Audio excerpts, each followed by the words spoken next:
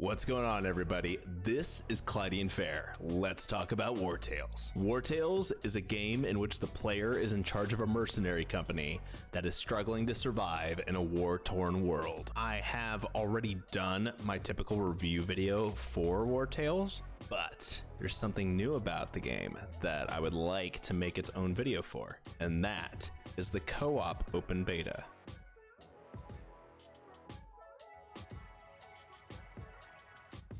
I have already done my typical review video for Wartales, and that is linked in the description below. We're talking about something different today. Today, we're talking about co-op. Last week, Shiro Games released an open beta for their new co-op feature for the game of Wartales. Currently, this does require a password to test. It's actually going to be located in their open beta channel for their Discord, which is going to be linked in the description below. Now, I would typically include the password for the open beta in the video and in the description, but since I work in quality assurance and this is testing for the feature, I would actually prefer if everyone went through their Discord and at least knew the proper way to report bugs. Moving on from this basic information that will most likely become outdated in the next couple of weeks, let's dig into what I have learned exploring and testing this new co-op feature. Originally, Shiro Games advertised that this co-op feature was going to be for up to 4 players.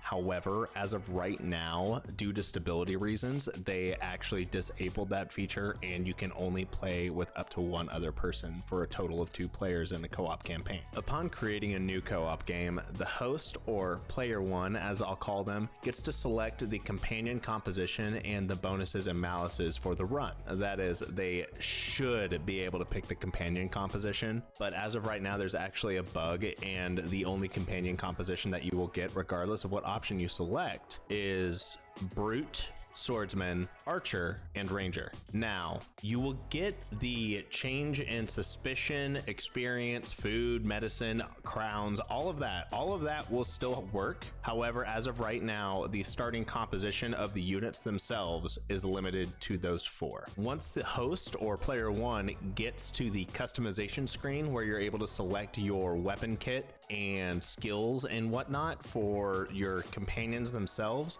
this is when you're able to invite a second player. Now, once the second player joins, or beforehand if you really want to, you can actually select which units you're going to control throughout the playthrough. The selection process is not refined and there isn't an actual mechanic for it. It's really first come, first served. So if you want to, the host can pre-select all the units but the horse and then let their friend come in and literally only control the horse.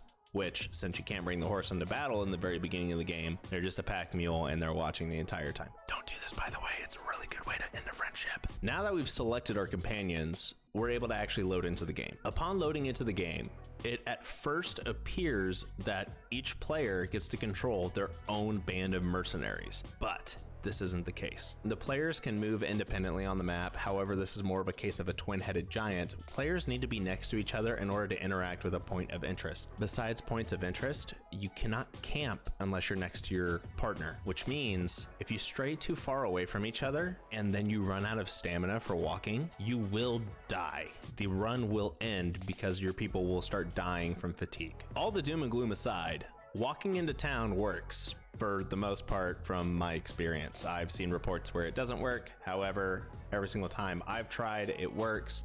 I'm assuming it's because I picked up the open beta like 1 day after launch and the first day it was kind of broken. Now, that being said, the current state on how you interact with different points of interest within a town does leave something to be wanting. As of the recording of this video, if either player selects a building inside of a town, the other player will immediately get dragged into it. At first, this doesn't really sound like that big of a deal, except only one player can interact with something at a time, which means if one person is using the anvil and the blacksmith, the other cannot sell items to the blacksmith himself. He's locked out of the interface. You can't have 2 pulled up at the same time. However, on the contrary, if one player is selling things to the blacksmith, the other is actually able to interact with the blacksmith and buy and sell as well. You just can't have different interfaces opened up within a building. So you can't have conversations with multiple different people in the tavern. You cannot craft and shop at the same time at the alchemist or the blacksmith. To be honest, this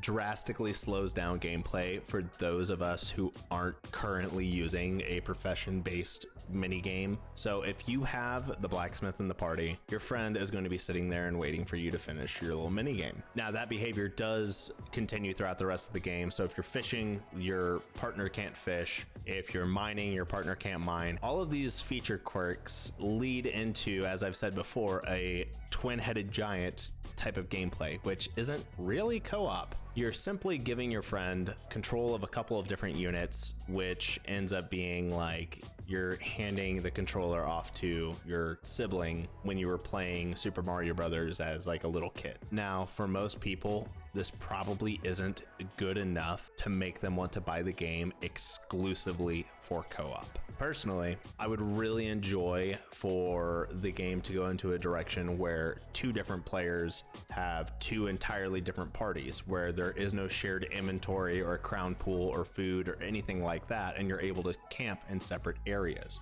That being said, from a game design perspective, that is really hard to do unless you are running a server-based system instead of a host-based system. Thankfully, while still using a host-based system, we can hopefully run into a scenario where the co-op of this game gets to the point where it's very similar to the Divinity series. That being said, I had fun. Like, I don't think I've had this level of entertainment while playing a co-op feature, even though this was more of a test of a co-op feature, since I played Divinity for the first time. So now we're going to steer away from the current state of the features and start digging into the state of the build. In other words, what are the bugs? What are the issues? Is it playable? Is it not playable? How bad is it from a jank perspective? Currently, the state of the feature and the build is exactly what it should be described as, a beta. You could honestly argue that since it's a beta of a pre-release game, it could be considered an alpha, and it does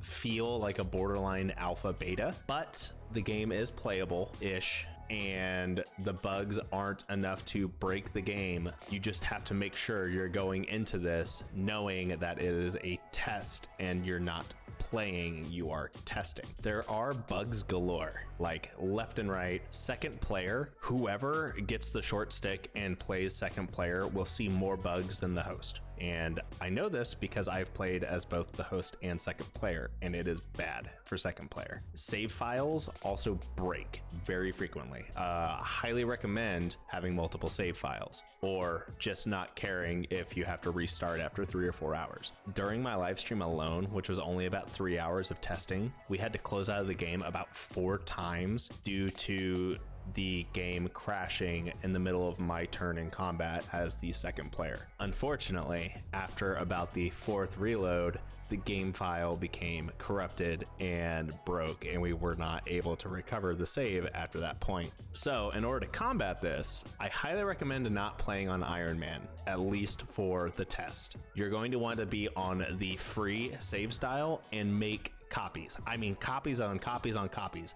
As soon as you enter a settlement, save. As soon as you leave a settlement and have done all your shopping, save. Before you go into a battle, save. After you get into a battle and win, or lose? No, don't save if you lose. But after you get into a battle and win, save. Not just overwriting the same file either. You need to have like 4 separate files all being updated at the same time to prevent one file getting corrupted from breaking the entire thing, and that'll give you a better shot of being able to continue your progress. Now, another issue that a lot of people have ran into is that they're actually unable to connect to their friend. If you find yourself unable to join an actual co-op session, I highly recommend waiting for up to about 2 2 minutes while you're waiting on the connecting. And if that doesn't work, both the host and the player trying to join need to close completely out of the game and try it again. That sounds really dumb and the old IT turn it on and off again, but after redoing this for a few times, it'll probably work. They're currently working on a patch to update it and make it easier to actually connect, but as of right now, that's the only workaround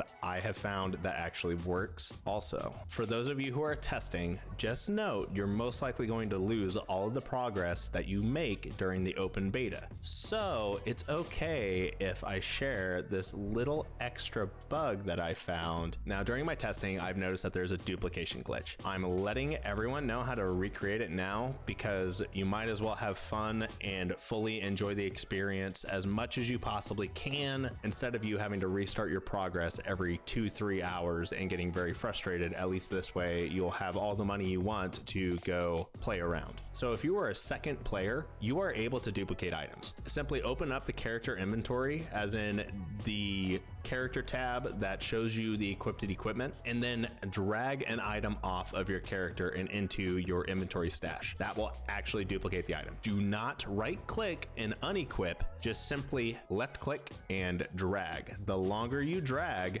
the more items get duplicated. I have seen over 30 full battle plates get created this way, and you will have a stack of 30 battle plates in your inventory. That is a lot of money for very little time. Do it at a shop and just print money. Have fun with that. All right, Clyde, I get it. You've been rambling for a while. Let's do a quick recap. The pros, it shows a lot of promise. There's definitely some issues with the features, but Shiro Games is doing a great job of addressing the feature issues and taking community feedback, and it's got a ton of potential. The game's actually fun. I mean, considering the limits of the features and all the bugs, this game is fun. And I've already hinted on it before, but it's actively being updated and patched by Shiro, and they're working with the community to make the beta test at least playable and more enjoyable, and expanding upon it. The cons: this beta's pretty close to an alpha.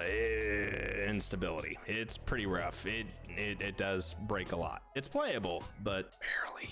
The other con is player number 2, second player. I'm sorry, man, but you're gonna get the short straw, and it sucks, but there's gonna be a ton of bugs for player number 2, and the game's gonna break a lot for them. This pretty much sums up everything that I have seen, heard, or found while doing this open beta testing for the co-op feature of Wartales. I'd like to thank you all for sticking around for this video, and if you would like to see more feature review videos such as this, so not an actual game review, but a beta or alpha review, because you want to see what's going on in a game development cycle, make sure to leave a comment and like the video, and don't forget to subscribe to the channel so you can see more of these.